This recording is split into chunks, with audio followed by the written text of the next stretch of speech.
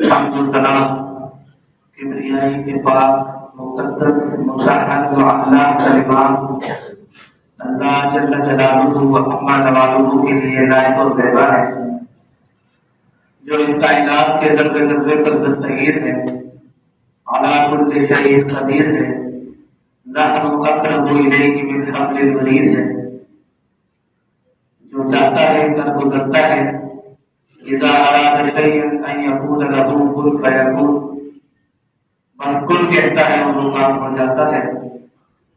اس اللہ رب العالمین کی جتنی بھی تعریفات کی جائے، جتنی بھی حمد و ثنا بیان کی جائے، حق تو یہ ہے کہ حق ادا نہیں ہو سکتا۔ مختصر سی حمد و ثنا کے بعد درود و سلام ہو، ریت کے ذروں سے زیادہ، بارش کے قطروں سے زیادہ، سورج کی کرنوں سے زیادہ، چاند کی روشنی سے زیادہ، درختوں کے پتوں سے زیادہ، جسد اقدس پر، روح اقدس پر، صافی کوثر، شیخر حسن و جمال، آمنہ کے لال جناب محمد رسول اللہ صلی اللہ علیہ وآلہ وصحبہ وسلم کی ذات گرامی پر، کہ جنہوں نے اس دین کے لیے بڑی قربانیاں دی، لوگوں کی گالیاں سنی، پتھر کھائے، لیکن اس دین کو بہترین اخلاق کے ساتھ اپنی امت تک پہنچانے کا حق ادا کر رہے ہیں۔ مختصر سی حمد و ثنا اور درود و سلام کے بعد اللہ کی رحمتیں اور برکتیں نازل ہوں اللہ کے نئے بندوں اور نئے بندیوں پر، جو آج کے اس نئے گزرے دور میں بھی اللہ اور اس کے رسول کی اطاعت اور فرمان برداری کرتے ہیں۔ میں ایک حدیث آپ کے سامنے پیش کروں گا۔ اس حدیث کی اصل صحیح بخاری میں موجود ہے۔ صحیح بخاری کے علاوہ دیگر بہت سی کتب میں یہ حدیث موجود ہے، لیکن میں آپ کو مسند ابو یعلا کے حوالے سے یہ حدیث سناؤں گا۔ حدیث آپ نے سنی ہوگی، بڑی معروف حدیث ہے، لیکن میں رک رک کر اس حدیث میں سے جو مسائل نکلتے ہیں، جو نقطے مجھے سمجھ آئے ہیں، میں کوشش کروں گا کہ آپ کو بھی سمجھانے کی کوشش کروں۔ ایک عورت جس کا نام ام یعقوب ہے، بنو اسد قبیلے سے ان کا تعلق ہے، حضرت عبداللہ ابن مسعود رضی اللہ تعالیٰ عنہ کے پاس آئی ہوئی ہے۔ آ کر فرماتی ہے کہ عبداللہ، کل آپ نے خطاب کیا تھا، درس دیا تھا، اس میں آپ نے ایک بات بیان کی تھی کہ جو عورتیں خوبصورتی کے لیے اپنے دانت ترشواتی ہیں، اپنے آئی برو باریک کرواتی ہیں، وغیرہ وغیرہ، ایسی عورتوں پر اللہ نے اپنے قرآن میں، اپنی کتاب میں لعنت فرمائی ہے۔ ام یعقوب کہتی ہے، لقد قرأت ما بین الدفتین فما وجدته، میں نے پورا قرآن پڑھ لیا، الحمد سے لے کر والناس تک پورا قرآن پڑھ لیا، لیکن مجھے ایسی کوئی آیت نہیں ملی جس میں اللہ نے ایسی عورتوں پر لعنت کی۔ اب چونکہ مجھے نہیں ملی وہ آیت، اس لیے میں آپ کے پاس آ گئی ہوں، آپ مجھے وہ حوالہ دیجیے۔ آپ نے دعویٰ کیا تھا کہ اللہ نے اپنی کتاب میں ایسی عورتوں پر لعنت فرمائی ہے، مجھے تو وہ آیت نہیں ملی۔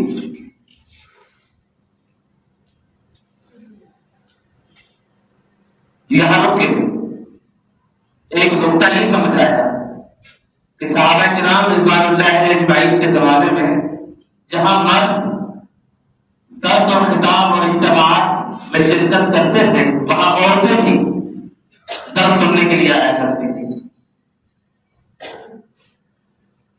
جب تک اس امت کی عورت درس اور خطبے سنتی رہی، تب تک اپنی اولاد کی اچھی تربیت کرتی رہی۔ جب سے اس عورت کو جمعے کی نماز پڑھنے سے روکا گیا، عید کی نماز پڑھنے سے روکا گیا، درس و تدریس کے معاملات سے روکا گیا تو آپ کے سامنے ہے کہ اولاد اور ان کی تربیت کتنی تباہ ہوتی ہے۔ دوسری بات یہ سمجھ آئی کہ ایک عورت ہو کر گھر جا کر خود قرآن بول رہی ہے اور تلاش کر رہی ہے کہ عبداللہ بن مسعود نے جو حوالہ دیا تھا میں صرف ان کے کہنے پر نہیں مانتی بلکہ خود پڑھوں گی، خود دیکھوں۔ وہاں حوالہ دیا جا رہا ہے، پھر بھی وہ عورت جا کر خود دیکھنے کی کوشش کر رہی ہے۔ آج تو حوالہ بھی نہیں دیا جاتا اور پھر بھی یقین کر لیا جاتا ہے۔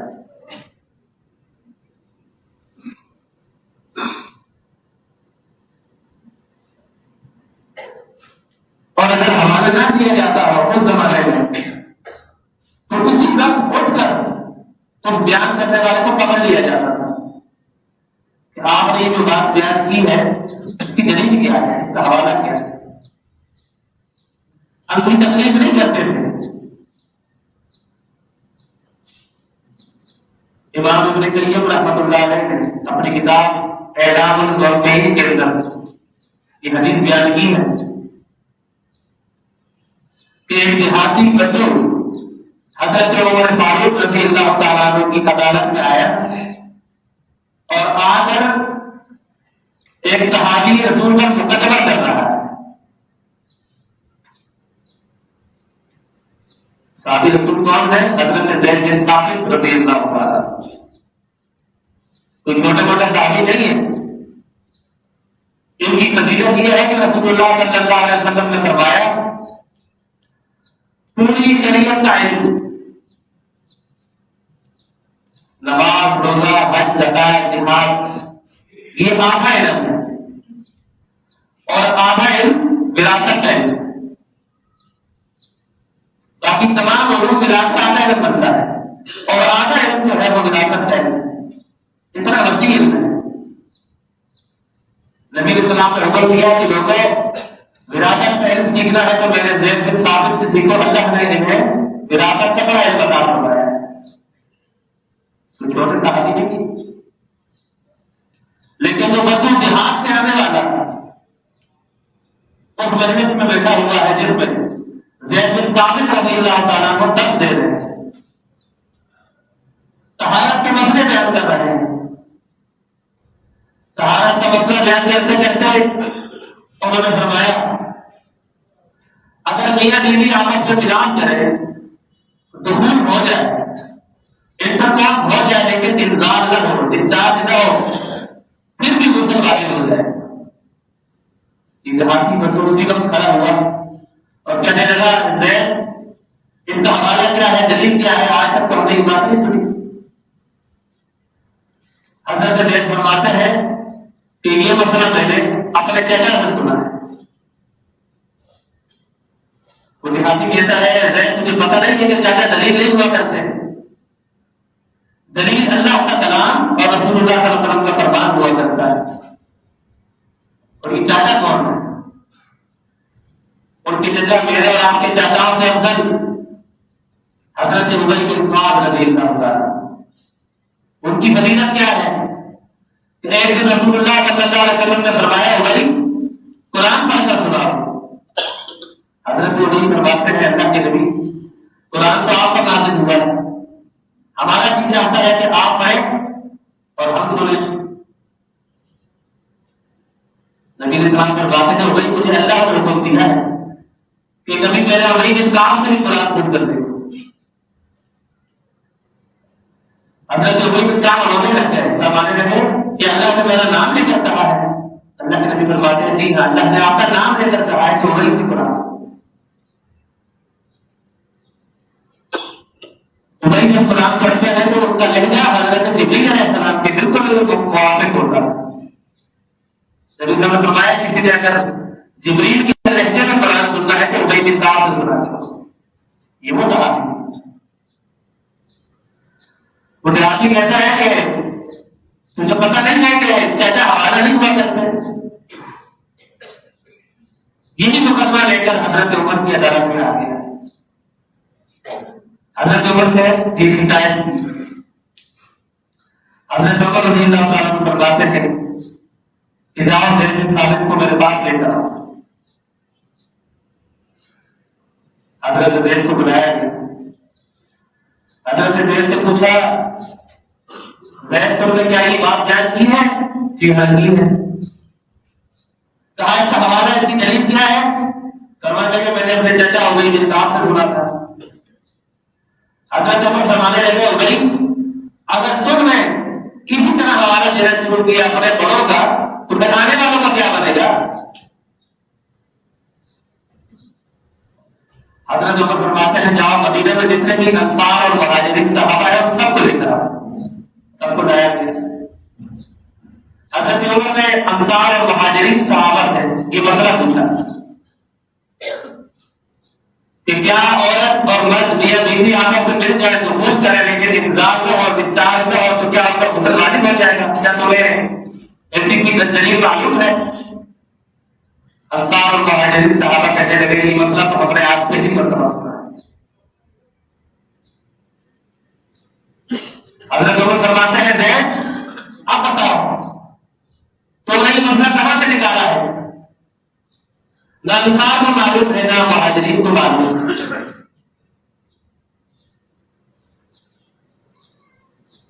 ایک نوجوان کھڑا ہوا جس کا نام حضرت علی رضی اللہ تعالیٰ فرماتے ہیں امیر المؤمنین آپ نے زید سے تو حوالہ مانگ لیا. ان کا خطرہ یہ تھا ان کا دعویٰ یہ تھا کہ غسل واجب ہو جائے گا. یہ انصار اور مہاجرین کہتے ہیں غسل واجب نہیں ہوگا. آپ زید سے تو حوالہ مانگ رہے ہیں مہاجرین اور انصار سے کیوں نہیں مانگتے؟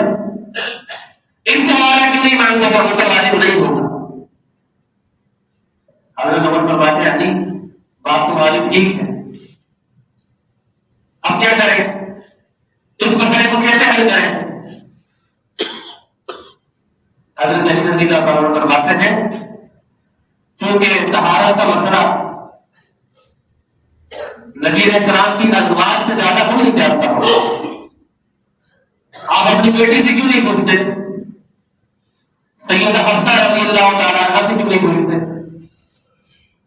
حضرت عمر نے بھیجا فرمایا جاؤ حفصہ کے پاس جاؤ اور ان سے پوچھ کرا. لوگ سیدہ حفصہ کے پاس گئے جا کر مسئلہ بتایا. حضرت حفصہ فرماتی ہے لا ادری مجھے نہیں پتا مجھے اس سوال کا جواب نہیں آتا میرے پاس ایسی کوئی دلیل نہیں. اور آج کسی بھی مولوی سے کوئی بھی سوال آپ پوچھ لیں تو جواب لازمی دے گا. یہ تو کہے گا کہ مجھے نہیں آتا. یہ کہنا وہ اپنی توہین سمجھتا ہے کہ مجھے نہیں آتا. بلکہ یوں کہا جاتا ہے جواب تو نہیں آتا لیکن میں پھر بھی دینے کی کوشش کرتا ہوں. مجھے بتایا جب جواب نہیں آتا ہوگا اور پھر دینے کی کوشش کرے گا تو اس جواب کی کیفیت کیا ہوگی؟ لوگ واپس آ گئے. حضرت عمر سے کہا کہ انہوں نے بتایا مجھے اس سوال کا جواب نہیں آتا. حضرت علی فرماتے ہیں کوئی بات نہیں ہے ہماری دوسری ماں سیدہ عائشہ صدیقہ رضی اللہ تعالیٰ عنہا بھی موجود ہے ان سے پوچھ لو شاید انہیں یہ حدیث معلوم ہو. سیدہ عائشہ صدیقہ رضی اللہ تعالیٰ عنہا کے پاس بھیجا گیا. سیدہ عائشہ فرماتی ہے جی ہاں مجھے اس کی دلیل حدیث سے معلوم ہے. مجھے رسول اللہ صلی اللہ علیہ وسلم کی حدیث یاد ہے. نبی علیہ السلام نے فرمایا تھا اذا جلس احدكم بين شعب الحلبة ومس الختان ختان جب ختان سے مل جائے وجب غسل واجب ہو جائے گا وَإِن لَمْ يَكُنْ چاہے انسان نہ ہوا. یہ اللہ کی نبی حدیث ہے. اب یہاں ایک نقطہ اور ملا. مہاجرین انصار ایک طرف تمام صحابہ ایک طرف زید بن ثابت ایک طرف اور حق صرف ایک شخص کے پاس تھا جو زید بن ثابت نے بیان کیے جس کی دلیل اپنی عائشہ صدیقہ رضی اللہ تعالیٰ عنہا. تو پتہ لگا حق اکثریت کا محتاج نہیں ہوتا. آج دعوے کیے جاتے ہیں بڑے بڑے کہ ہم اکثریت میں بہت زیادہ ہیں، اب گمراہ ہو نہیں سکتے. تعداد دلیل نہیں ہوا کرتی حق پر ہونے کی. میں کہتا ہوں سروے زمین پر ایک بھی شخص حق والا نہ ہو تب بھی حق باقی رہے. اور وہ حق کیا ہے؟ وہ حق اللہ کی ولی، اللہ کا قرآن ہے، رسول اللہ صلی اللہ علیہ وسلم کا فرمان ہے. یہی حق ہے. اس کے علاوہ کسی کوئی چیز نہیں ہے جو حق. حضرت عمر رضی اللہ تعالیٰ عنہ نے اس دیہاتی سے اس بدو سے یہ تو نہیں کہا کہ تو صحابی کے خلاف مقدمہ کر رہا ہے، تیری ان کے سامنے اوقات ہی کیا ہے، وہ صحابی ہے، ہوگی دلیل ان کے پاس، کہاں کی ہوگی ان کے سینے میں. جیسے آج ہمیں کہا جاتا ہے، آپ جب کسی مسئلے میں دلیل مانگتے ہیں تو کیا کہا جاتا ہے کہ اتنے بڑے امام تھے، بغیر دلیل کی کوئی بات نہیں ہوئی. ہوگی دلیل ان کے سینے میں، دلیل ہمارے ساتھ لے گئے بغیر ہمیں بتایا. اور مہاجرین اور انصار صحابہ کون ہے؟ جی یہ وہی جماعت ہے جس کا اللہ نے قرآن پر نام لے کر ذکر کیا ہے. ان دو جماعتوں کے علاوہ کسی جماعت کا نام لے کر اللہ نے ذکر نہیں کیا قرآن. والسابقون الأولون من المهاجرين والأنصار والذين اتبعوهم بإحسان رضي الله عنهم ورضوا عنه. اللہ فرماتا ہے کہ یہ صحابہ، انصار اور مہاجرین ان سے راضی ہو گئے. اللہ اور کس سے راضی ہوا؟ فرمایا اتبعوهم بإحسان، جو ان کے نقش قدم پر چلے گئے میں ان سے ملا دوں. نام نہیں لیا تھا کہ تیسری کس جماعت سے ملا دوں، فرمایا جو ان کے نقش قدم پر چلے. لیکن حضرت عمر نے یہ نہیں کہا کہ لوگ انصار بھی آ گئے، مہاجرین بھی آ گئے، اور کثرت میں بھی زیادہ ہے، یہاں زید کو اکیلا ہے تو جو یہ کہتے ہیں وہ ٹھیک ہوگا.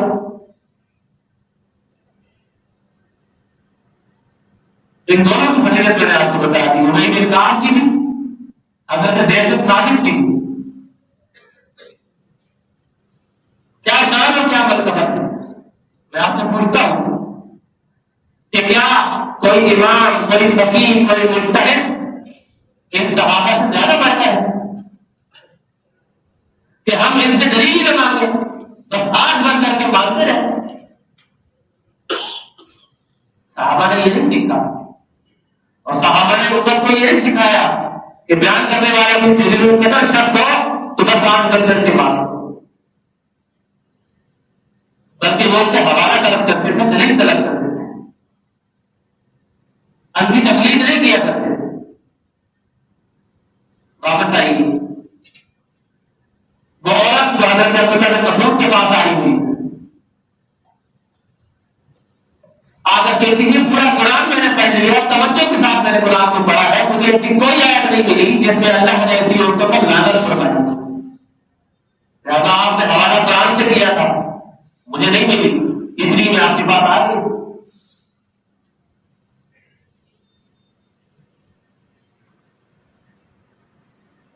حضرت عبداللہ بن مسعود رضی اللہ تعالیٰ عنہ فرماتے ہیں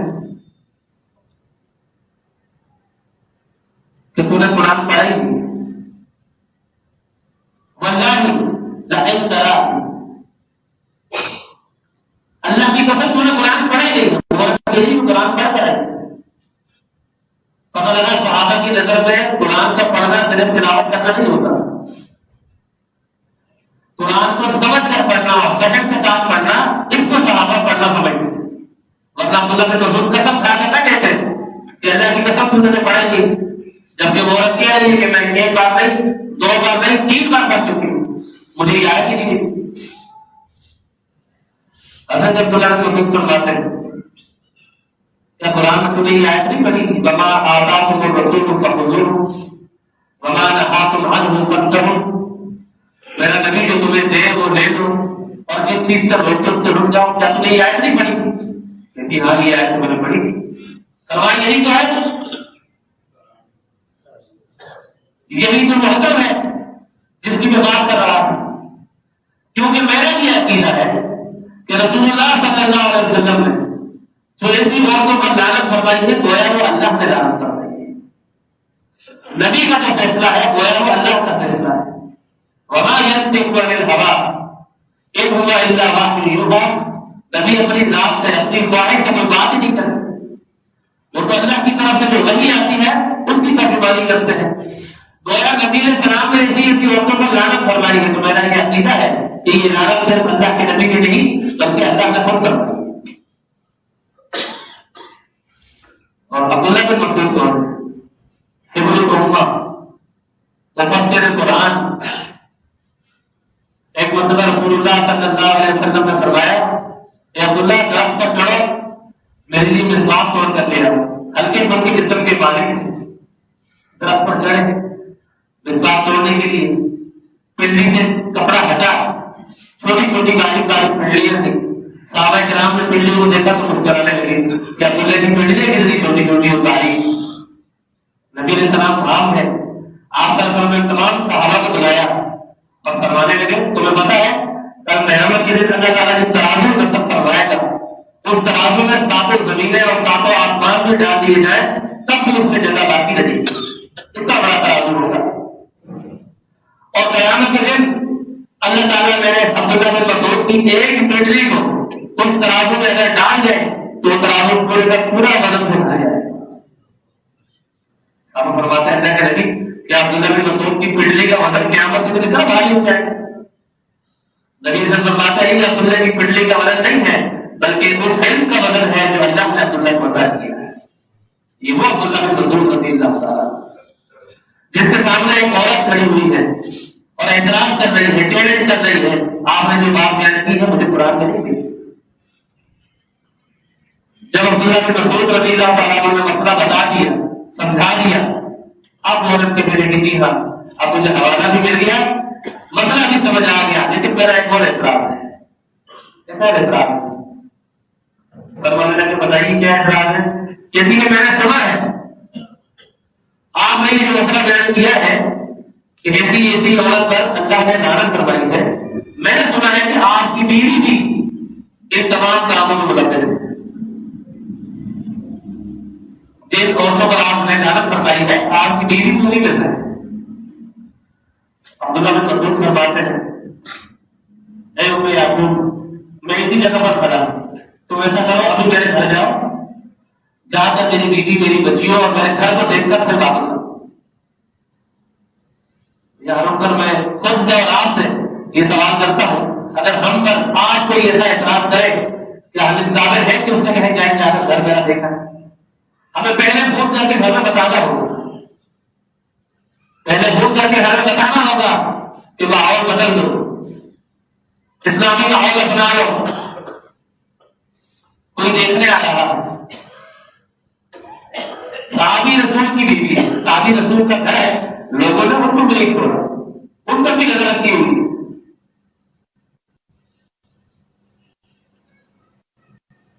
وہ عورت بھی بڑی دلیر تھی، اس نے بات ختم نہیں کی، عورت نہیں۔ عبداللہ بن مسعود رضی اللہ عنہ کے گھر پہ گئی، جا کر بیوی سے ملاقات کی، بچوں سے ملاقات کی، پورے گھر کو دیکھا اور واپس آ کر کہتی ہے عبداللہ بن مسعود کو بہت شرمندہ ہوں، میں نے سنی سنائی بات کو آپ کے سامنے بیان کر دیا، اللہ کی قسم میں نے آپ کے گھر میں آپ کی بیوی اور بچوں میں کوئی غیر شرعی چیز نہیں تھی، کوئی غیر شرعی چیز نہیں تھی۔ حضرت عبداللہ فرماتے ہیں جب تم نے یہ بات کہی تھی، یہاں سے جب تم نکلی تھی، میں نے یہ نیت اور ارادہ کر کے قسم کھا لی تھی اگر عبداللہ کی بیوی میں غیر شرعی چیز آپ نے دیکھی اور مجھے اگر بتایا تو میں اسی وقت طلاق دے دوں گا۔ کیا آج ہم خود کو اس قابل سمجھتے ہیں؟ کیا ہمارا گھر شرعی تقاضوں کو پورا کرتا ہے؟ یا ہمارا گھر ان دین ڈراموں اور فلموں سے ہر وقت گونجتا رہتا ہے؟ ہمارے موبائل بچوں کے ہاتھ میں، بیوی کے ہاتھ میں، ہمارے ہاتھ میں، گھر میں جو لے کر ہم بیٹھے ہوتے ہیں، نماز سے کوئی بات کی، نماز سے کوئی بات کی، نہ ان کی خیر خیریت، نہ حال احوال. یا تو ڈیوٹی پر جاتے ہیں، ڈیوٹی سے واپس آتے ہیں تو موبائل پہ جاتے ہیں. ہم کہاں جا رہے ہیں؟ ہمیں فکر ہی نہیں ہے نہ قرآن کی نہ حدیث کی. ہم نے یہ پھینکا ہے، مخصوص کر کے وہ دے دیا ہے کہ مولویوں کا کام ہے، مولویوں کا کام ہے. قرآن بھی وہی پڑھیں گے، حدیث بھی وہی پڑھیں گے، وہی ہمیں سنائیں گے. جب تک اس امت کے اندر یہ جذبہ باقی تھا نا کہ وہ دلیل کو طلب کرتے ہیں، تحقیق کرتے ہیں، تب تک اس امت کی سوچ بھی یہ تھی، عقیدہ بھی یہ تھا، نظریہ بھی یہ تھا. اور جب اس امت نے دلیل اور تحقیق کے میدان کو چھوڑ دیا، تب سے یہ امت ٹکڑوں میں تقسیم ہو گئی. آج کوئی بھی مولوی کھڑا ہو کر قرآن ہاتھ میں پکڑ کر آپ کو کچھ بھی بتا دیتا ہے، آپ سمجھتے ہیں قرآن اس کے ہاتھ میں. آپ یہ کیوں نہیں سوچتے کہ اس مولوی نے بات بیان کی قرآن ہاتھ میں پکڑ کر، اس مولوی نے بات بیان کی قرآن ہاتھ میں پکڑ کر، تو میں کیوں نہ قرآن کھول کر دیکھوں کہ کیا باقی قرآن میں ایسا ہے بھی کچھ نہیں. آج کوئی بھی لمبا چوڑا پہن کر قرآن ہاتھ میں پکڑ کر ہمیں گمراہ کر دیتا ہے، کوئی بھی مسئلہ کوئی بھی مفہوم بیان کر دیتا ہے. آپ کو یاد نہیں ہے حضرت یعقوب علیہ السلام کے پاس آئے تھے نا ان کے بیٹے، قرآن کہتا ہے روتے ہوئے کسی کے ہاتھ میں قرآن دیکھ کر حق پر ہونے کی دلیل نہ سمجھے، کسی کے آنسو بہتے ہوئے دیکھ کر، روتے ہوئے تقریر کرتے ہوئے دیکھ کر اسے حق پر ہوتا ہوا نہ سمجھے کہ حق پر ہونے کی دلیل نہیں. آئے تھے حضرت یعقوب علیہ السلام کے بیٹے، قرآن کہتا ہے روتے ہوئے، دلیل بھی ہاتھ میں تھی، غصہ بھی ہاتھ میں تھا، اور کرتے پر خون بھی لگا ہوا تھا، اور آ کر کہتے ہیں بابا یوسف کو بھیڑیا کھا گیا ہے. ہمارے آنسو میں نکل رہے ہیں، ہم تکلیف میں ہیں، دکھ میں ہیں کہ ہمارے بھائی کو بھیڑیا کھا گیا، اور یہ دلیل بھی ہمارے پاس ہے، کرتا بھی یوسف کا ہمارے پاس ہے، یوسف کا خون بھی لگا ہوا ہے. کیا یعقوب علیہ السلام یقین کر لیا تھا ان کے آنسو کو دیکھ کر، اس دلیل کو ان کے ہاتھ میں دیکھ کر؟ جب تک کہ انہوں نے اپنے ہاتھ میں کرتا نہیں لیا اور کرتے کو جب تک انہوں نے خود نہیں کھولا، تب تک بات واضح نہیں. جب کرتا پہن کر دیکھا تو یعقوب علیہ السلام فرمانے لگے کہ بھیڑیا بڑا ذلیل تھا، میرے بیٹے کو کھاتا رہا اور اس کا خون میرے بیٹے کے کرتے پر گراتا رہا، اور کرتے میں خراش بھی نہیں ہے، تم جھوٹے ہو، میرے بیٹے کو بھیڑیے نے نہیں کھایا. تو یہی میں آپ سے کہتا ہوں کہ دوسروں کے ہاتھ میں قرآن دیکھ کر، لمبے چولے سر پہ پگڑیاں دیکھ کر متاثر نہ ہو کری، خود قرآن کو کھول کر دیکھا ہے. اس روح زمین میں کوئی ایسا مسئلہ نہیں کہ جو آپ کو یہ دعوت ہے. کتاب ہٹا کر قرآن کھولو، حدیث کھولو اور دیکھو، ہماری باتوں کو قرآن حدیث سے ٹیلی کرو. کوئی ایسا دنیا میں مسئلہ کی ملتا موجود نہیں. یہ اعزاز الحمدللہ جماعت اہل حدیث کو یاد ہے کہ ہم خود کہتے ہیں کہ آپ قرآن پہ ادب کرو، اور مجھے افسوس کے ساتھ کہنا پڑ رہا ہے کہ یہ جراثیم آہستہ آہستہ اب جماعت اہل حدیث کے اندر بھی داخل ہونا شروع ہو گئے.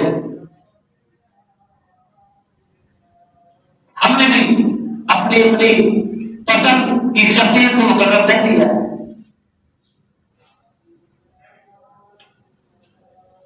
ایک مجلس میں بیٹھا ہوا تھا، ایک عالم صاحب سے ایک عام سی شخص نے آ کر سوال پوچھا، جناب آپ کی قرآن کیسٹ میں نے سنی تھی، اس میں آپ نے حوالہ کیا تھا، ایک واقعہ بیان کیا تھا، میں نے بڑا تلاش کیا، مجھے نہیں ملا. کئی علماء سے میں نے پوچھا، مجھے نہیں ملا. آپ مجھے بتائیے کہ آپ نے یہ حوالہ کہاں سے بیان کیا تھا؟ تو وہ جناب کہنے لگے کہ میں نے جہاں اخبار میں پڑھا، جہاں اخبار میں پڑھا. آج اگر ہم اسی طرح کرتے رہے تو مجھے بتائیں امت کا کیا بنے گا؟ اور کون ہے جو اس امت کو قرآن حدیث کی دعوت دے اگر ہم بھی ایسے رہے؟ آج ہم توحید سے متاثر ہو جاتے ہیں.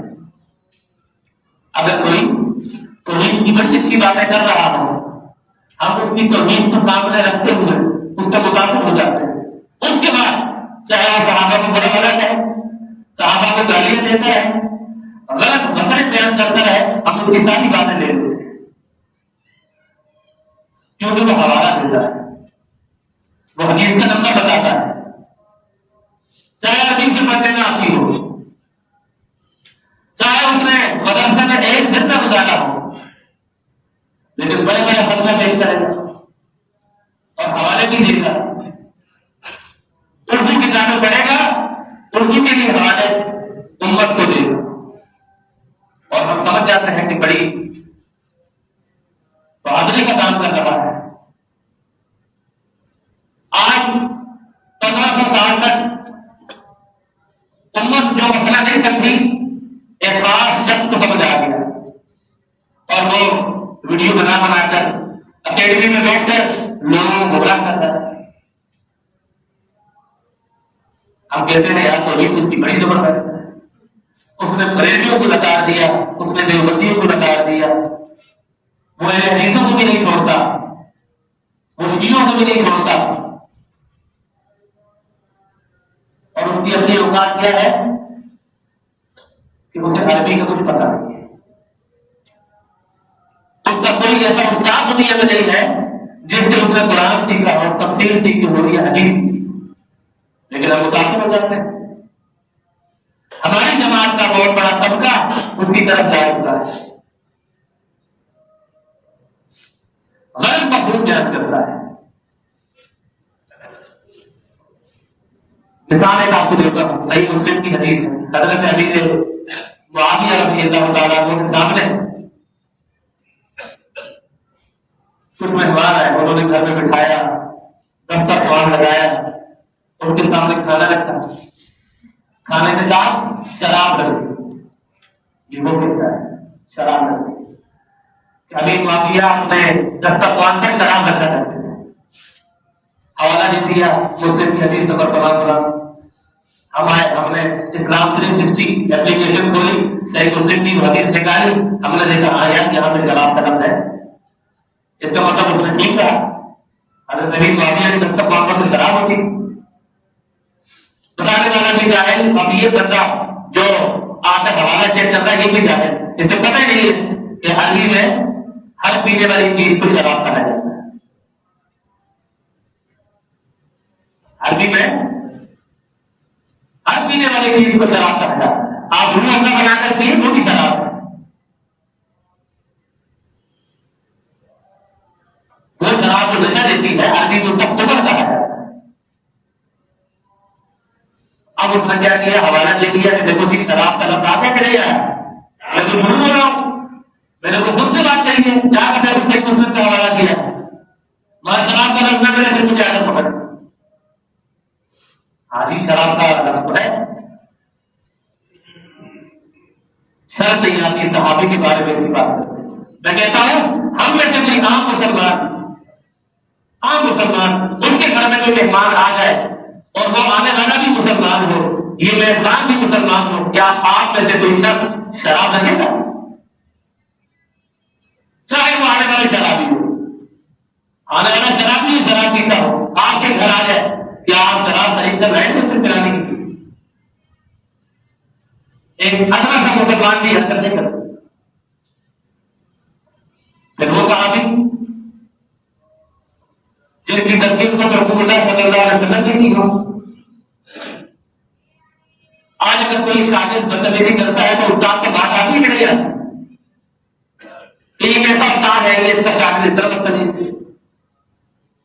اگر وہ شاگرد شراب رکھ رہا ہے تو پھر اس کا استاد کیسا ہو؟ تو رسول اللہ صلی اللہ علیہ وسلم کی ترکیب پر ہر باتیں کہ نہیں آتا. ایسی بہت ساری روایات اور حدیث کو اپنے ذہن کے مطابق، اپنی عقل کے مطابق پیش کرتا ہے. ہمارے حدیث نمبر کا دیتا ہے، بتانے والا بھی عالم نہیں ہے، عربی سے واقف نہیں ہے، یہ ہمارا چیک کرنے والا بھی عربی سے واقف نہیں ہے.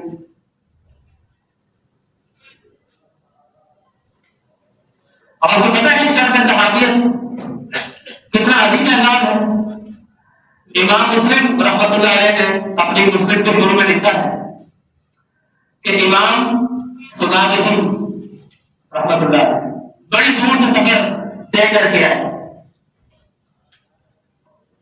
عقیدہ سیکھ چکے ہیں، عبادات سیکھ چکے ہیں، فرائض سیکھ چکے ہیں، سب سمجھ چکے ہیں، اتنی دور کا سفر طے کر کے مدینہ آ رہے ہیں، کیوں کہ رسول اللہ صلی اللہ علیہ وسلم کو ایک لمحہ ایک نظر دیکھ لوں تاکہ مجھ پر جہنم کی آگ حرام ہو جائے، کیونکہ اللہ کے نبی کا فرمان ہے جس نے ایمان کی حالت میں مجھے دیکھا اللہ نے اس پر جہنم کی آگ کو حرام کر دیا۔ اتنا طویل سفر طے کر کے آئے ہیں، جب مدینہ پہنچے تو حضرت عبادہ بن صامت رضی اللہ تعالیٰ عنہ سے ملاقات ہوئی۔ امام سنابی فرماتے ہیں کہ میں اللہ کے نبی صلی اللہ علیہ وسلم سے ملنے کے لیے آیا ہوں، کہاں ملیں گے؟ حضرت عبادہ بن صامت فرماتے ہیں کہ ایک ہفتہ پہلے ہم نے رسول اللہ صلی اللہ علیہ وسلم کی تجویز کروا دی، اللہ کے نبی دنیا سے جا چکے ہیں۔ اب بتائیے صحابی کا شرف محنت سے نہیں ملتا۔ حضرت امام زہبی نے تذکرۃ الحفاظ کے اندر سوید بن غفرہ رحمۃ اللہ علیہ نے ذکر کیا، فرمایا کہ بڑا لمبا سفر طے کر کے، طویل سفر طے کر کے کمر ٹیڑھی ہو گئی، مدینہ پہنچے، سامنے سے قافلہ آ رہا ہے، ان سے پوچھتے ہیں کہ ائی رسول اللہ صلی اللہ علیہ وسلم، اللہ کے نبی صلی اللہ علیہ وسلم کہاں ہے؟ ان سے ملنا چاہتا ہوں۔ وہ قافلہ چھپا رہا تھا، انہوں نے بتایا کہ ہم ابھی ابھی رسول اللہ صلی اللہ علیہ وسلم کو دفن کر کے آ رہے ہیں۔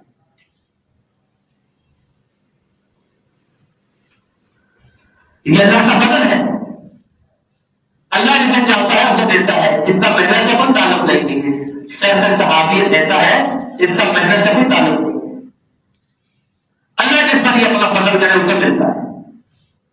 اور آج ہم اپنی زبانیں صحابہ کے خلاف چلاتے ہیں، فلاں صحابی کی یہ غلطی تھی، فلاں صحابی کی یہ غلطی تھی، وہ حق پر تھا، وہ نہ حق پر تھا، اس نے ظلم کیا، اس نے زیادتی کی، اللہ کے بندوں نے اللہ نے کہہ دیا رضی اللہ عنہ ورضوا عنہ، سرٹیفکیٹ جاری کر دیا، قیامت تک آنے والا شخص قرآن پڑھے گا اس کی زبان پر یہ لفظ آئے گا رضی اللہ عنہ ورضوا عنہ، کہ اللہ ان سے راضی ہو گیا، وہ اللہ سے راضی ہے۔ اگر جو ان کی غلطیاں ہیں بھی تو اللہ فرماتا ہے تو پھر بھی ان سے راضی ہو، جس نے سزا اور جزا دینی ہے وہی لوگ کہتا ہے کہ انہوں نے جتنی بھی غلطیاں کی کچھ بھی کیا میں ان سے راضی ہوں، بات ختم ہوگی۔ اب اس کے بعد ہمیں یہ اختیار کس نے دیا ہے کہ آج ہم 15 پاس بیٹھ کر ان کی غلطیاں لوگوں کو بتائیں، مزید حکومت کا سرکار ڈالیں، مزید حکومت کو واپس لڑوائیں، ایک شخص صحابہ کی عزت کرتا ہو اور ایک شخص صحابہ کو بڑا غلط کہتا ہو، مجھے بتائیں وہ واپس لڑے گی کہ نہیں لڑے؟ جو مزید حکومت کو توڑا جا رہا ہے، اور یہ نتیجہ ہے اندھی تکلیف کا، اندھی تکلیف۔ اللہ نے قرآن کریم میں فرمایا ہے فَاسْأَلُوا أَهْلَ الذِّكْرِ إِن كُنتُمْ لَا تَعْلَمُونَ، اگر تمہیں کسی چیز کا علم نہ ہو اہل علم سے پوچھا کرو۔ اللہ نے اہل علم کا ذکر کیا، جاہلوں کا ذکر نہیں کیا، کہ جس نے مہارت کی شکل یا دیکھی ہو، جس نے عربی کی الف بے نہ سیکھی ہو، اس سے جا کر آپ مسئلے پوچھیں گے تو پھر آپ کو گمراہ کرے گا۔ اللہ کے نبی نے قیامت کی نشانی بیان کرتے ہوئے فرمایا تھا کہ قرب قیامت ایسے لوگ آئیں گے جو مفتی بن کر بیٹھے ہوں گے، خود بھی جاہل ہوں گے، خود بھی گمراہ ہوں گے، لوگوں کو بھی گمراہ کرتے ہیں، یہ انہیں لوگوں میں سے۔ تو بہترین طریقہ کیا ہے؟ آپ خود قرآن پڑھیں، قرآن میں اللہ رب العالمین نے کیا کیا بیان کیا ہے سب موجود، رسول اللہ صلی اللہ علیہ وسلم کی تمام صحیح احادیث موجود۔ اللہ کے نبی صلی اللہ علیہ وسلم کا یہ فرمان کوئی نہیں سنا تھا لا تسبوا اصحابی، میں نے کسی بھی صحابی کو برا مت کہنا، اور قرآن نے کہہ دی وما آتاکم الرسول فخذوہ وما نہاکم عنہ فانتہوا، میرا نبی جو تمہیں دے وہ لے لو، جس چیز سے روکے اس سے رک جاؤ۔ اللہ کے نبی نے ہمیں روک دیا لا تسبوا اصحابی، میں نے کسی صحابی کو برا مت کہنا، ہمیں رک جانا چاہیے۔ جب تک ہم شخصیت پرستی کرتے رہیں گے، یہ کیا بات ہوئی؟ جس سے محبت کی اس کے قول کو بھی دین بنا لیا، اس کے فعل کو بھی دین بنا لیا۔ دنیا میں جتنے بھی امام ہیں، امام ابو حنیفہ کو ہم مانتے ہیں، ان کی عزت کرتے ہیں، امام مالک کو مانتے ہیں، امام شافعی کو مانتے ہیں، امام احمد بن حنبل کو مانتے ہیں، سب کی عزت احترام کرتے ہیں، لیکن ہم ان سب کو شریعت کا ایمان سمجھتے ہیں، علم شریعت کا، بات کو سمجھیے گا، ہمیں سب کا علم شریعت کا ایمان سمجھتے ہیں، اور شریعت کا ایمان صرف رسول اللہ صلی اللہ علیہ وسلم کو سمجھتے ہیں۔ جو علم شریعت کا ایمان ہوتا ہے اس کا قول اور فعل تصدیق کا محتاج ہوتا ہے، اور جو شریعت کا ایمان ہوتا ہے اس کا اپنا قول اور فعل ہی شریعت ہوتا ہے۔ یہ فرق ہے، یہ فرق ہے شریعت کے ایمان کا اور علم شریعت کے ایمان۔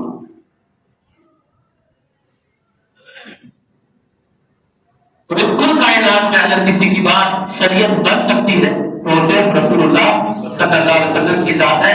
نہ کسی صحابے کی بات شریعت بن سکتی ہے، نہ کسی تابعی کی، نہ کسی محدث کی، نہ کسی بات کی۔ اللہ نے یہ اختیار کسی کو دیے نہیں ہے۔